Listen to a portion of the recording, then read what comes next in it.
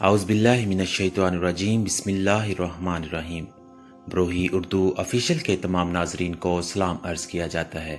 ناظرین، اگر آپ میرے اس چینل پر پہلی بار آئے ہیں تو مہربانی کر کے میرے اس چینل کو سبسکرائب کر دیجئے اور ساتھ میں بنے بیل آئیکن کو بھی پریس کر دیجئے تاکہ میری آنے والی ہر ویڈیو آپ تک پہنچ سکے۔ تو چلیے آج کی اس ویڈیو کو شروع کرتے ہیں۔ حضرت رابعہ بصری رحمۃ اللہ علیہ کی پیدائش سے پہلے آپ کے والد حضرت شیخ اسماعیل کے ہاں 3 بیٹیاں تھیں، چونکہ آپ ان کے بعد پیدا ہوئیں۔ اسی مناسبت سے آپ رحمۃ اللہ علیہ کا نام رابعہ رکھا گیا۔ عربی زبان میں رابعہ چوتھی کو کہتے ہیں۔ آپ ایک غریب ترین گھرانے میں پیدا ہوئیں۔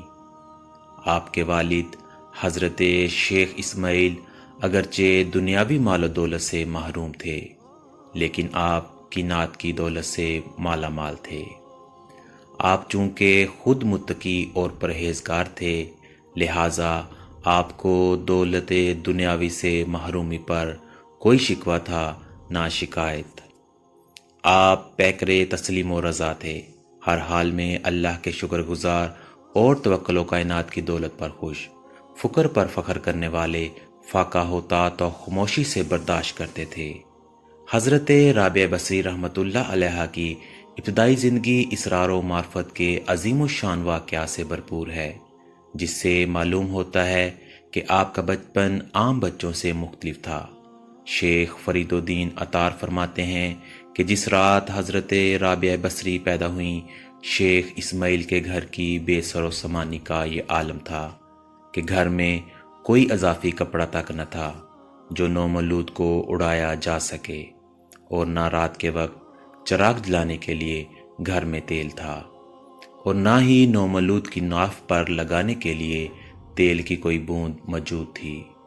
یہ حالت زار دیکھ کر حضرت رابعہ بصری رحمۃ اللہ علیہ کی والدہ ماجدہ نے آپ کے والد سے کہا کہ جائیں اور ہمسائے کے گھر سے تھوڑا سا تیل مانگ لائیں، تاکہ ایک تو گھر میں روشنی کی جا سکے، دوسرا نومولود کی ناف پر تیل لگایا جا سکے۔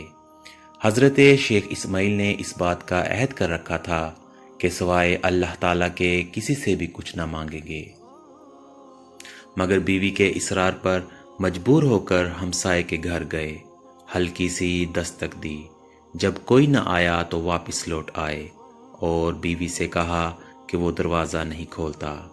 اسی بے بسی کے عالم میں آپ کی آنکھ لگ گئی۔ خواب میں حضور صلی اللہ علیہ وآلہ وسلم کی زیارت نصیب ہوئی۔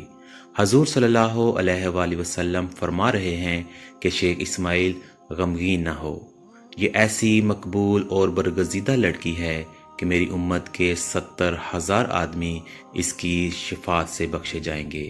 اس کے بعد فرمایا، صوبہ والی بصرہ عیسیٰ ززان کو ایک خط بھیجو اور اسے یاد دلاؤ کہ وہ ہر روز مجھ پر 100 مرتبہ درود بھیجتا ہے اور جمعہ کی رات کو 400 بار درود بھیجتا ہے، لیکن اس جمعہ کی رات کو وہ درود بھیجنا بھول گیا ہے۔ اس کا کفارہ یہ ہے کہ وہ حلال کمائی میں سے 400 دینار اس شخص کو دے جو یہ پیغام تم کو پہنچا رہا ہے۔ حضرت شیخ اسماعیل جب بیدار ہوئے تو آنکھوں سے آنسو رواں تھے۔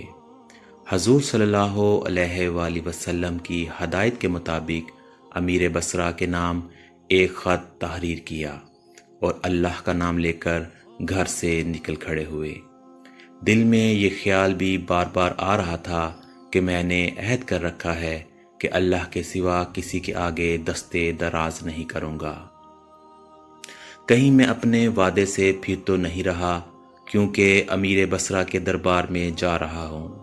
پھر دل کو اس خیال سے تقویت ملتی کہ یہ تو حضور صلی اللہ علیہ وآلہ وسلم کا حکم ہے، اور حضور صلی اللہ علیہ وآلہ وسلم کا حکم گویا اللہ کا حکم ہے۔ بسیدہ سی گدڑی میں ملبوس جب آپ امیر بصرہ کے محل کے سامنے پہنچے تو وہاں کے دربانوں نے نہایت حقارت سے آپ کی طرف دیکھا۔ ان میں سے ایک بولا، یہاں کیوں کھڑے ہو؟ آگے بڑھو۔ آپ نے فرمایا، میں امیر سے ملنا چاہتا ہوں، کیا وہ بھی تم سے ملنا چاہے گا؟ دربان نے آپ پر طنز کے تیر چلاتے ہوئے کہکا لگایا۔ آپ نے فرمایا یہ تو مجھے معلوم نہیں، البتہ تمہارا مجھ پر بڑا احسان ہوگا اگر تم میرا یہ خط امیر تک پہنچا دو۔ اچھا تو خط بھی لے کر آئے ہو، چلو تمہارا یہ کام بھی کر دیتے ہیں، نہ جانے اس میں کس کی سفارش ہو۔ یہ کہہ کر ان میں سے ایک دربان آگے بڑھا اور آپ کے ہاتھ سے وہ خط لے لیا۔ امیر بصرہ اس وقت دربار میں موجود تھا۔ دربان نے دربار کے آداب بجا لائے اور اجازت لے کر وہ خط امیر کے سامنے رکھ دیا۔ امیر بصرہ نے جوں ہی کاغذ کے ٹکڑے پر نظر ڈالی تو گھبرا کر اپنی جگہ سے اٹھ کھڑا ہوا اور بولا، وہ معزز شخص کہاں ہے اور یہ خط تمہیں دے کر چلا تو نہیں گیا؟ عرض کی گئی، نہیں حضور، ہم نے اسے محل کے دروازے پر روکا ہوا ہے۔ امیر بصرہ نے کہا، چاہیے تو یہ تھا کہ ہم اسے اعزاز و اکرام کے ساتھ اپنے محل میں طلب کرتے، لیکن جو پیغام وہ لایا ہے اس کا تقاضا یہ ہے کہ ہم خود بنفس نفیس اس کے استقبال کے لیے محل کے دروازے پر حاضر ہوں۔ اس وقت امیر ننگے پاؤں تھا، اسی حالت میں دروازے کی طرف دوڑ پڑا۔ ادھر حضرت شیخ اسماعیل خط دے کر امیر کے رد عمل کے منتظر تھے۔ محل کے دربانوں نے شیخ اسماعیل کی طرف اشارہ کر کے جوں ہی یہ بتایا کہ یہ شیخ اسماعیل ہیں تو امیر نے آپ کو گلے سے لگا لیا اور دربار میں لے جا کر اعلی مسند پر بٹھایا۔ پھر آپ کی خدمت میں 400 دینار پیش کیے اور اپنی خطاب پر یعنی جمعہ کی رات حضور صلی اللہ علیہ وآلہ وسلم پر درود پاک بھیجنا بھول گیا تھا۔ سخت نادم اور اشکبار ہوا اور دل کے کسی کونے میں خوشی بھی ہوئی کہ حضور صلی اللہ علیہ وآلہ وسلم نے اس بہانے مجھے پیغام کے لائق تو سمجھا اور اسی نسبت سے ایک غریب آدمی کی کچھ مدد بھی ہوئی۔ امیر بصرہ نے کہا، آج سے میں آپ کے لیے امیر بصرہ نہیں بلکہ آپ کا خادم ہوں۔ آج کے بعد آپ کا جب جی چاہے میرے پاس تشریف لے آنا۔ بعد ازاں امیر بصرہ نے بڑے اعزاز و اکرام کے ساتھ آپ کو رخصت کیا۔ 400 دینار کسی خرچیلے آدمی کے لیے بھی کم نہ تھے، اور پھر حضرت شیخ اسماعیل جیسے قناعت پسند کے لیے تو یہ بہت ہی زیادہ مال و دولت تھی۔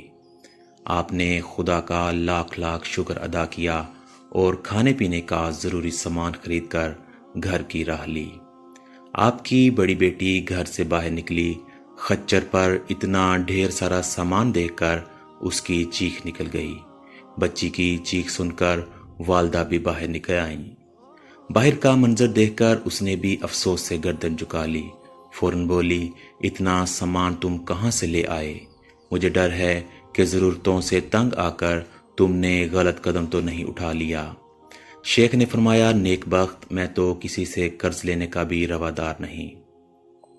تعجب ہے تم مجھ سے ایسی امید رکھتی ہو۔ زوجہ بولی، پھر اتنی مالیت کا سامان کہاں سے آ گیا؟ تمہارے پاس تو اتنی رقم ہی نہ تھی، ضرور تم نے کسی سے قرض لیا ہے۔ آپ نے فرمایا، ہاں، میں نے اللہ سے قرض لیا ہے، اور اب ہم سب گھر والوں نے اللہ کا شکر ادا کر کے اس قرض کو واپس لوٹانا ہے۔ زوجہ تھی کہ بات ماننے کا نام نہ لیتی تھی۔ کہا، مجھے باتوں سے بہلانے کی کوشش نہ کرو، سیدھی طرح بتاؤ کہ بات کیا ہے۔ شیخ نے فرمایا، نیک بخت، بتاتا ہوں، مجھے سانس تو لینے دو۔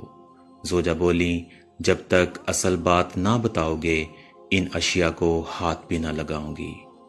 زوجہ کے اس درجہ اسرار پر آپ نے اپنا خواب اور امیر بصرہ کا سارا واقعہ بیان کر دیا۔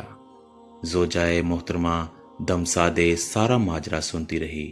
پھر دونوں میاں بیوی دیر تک اللہ کا شکر ادا کرتے رہے اور اپنی خوش نصیبی پر خوشی کے آنسو بہاتے رہے۔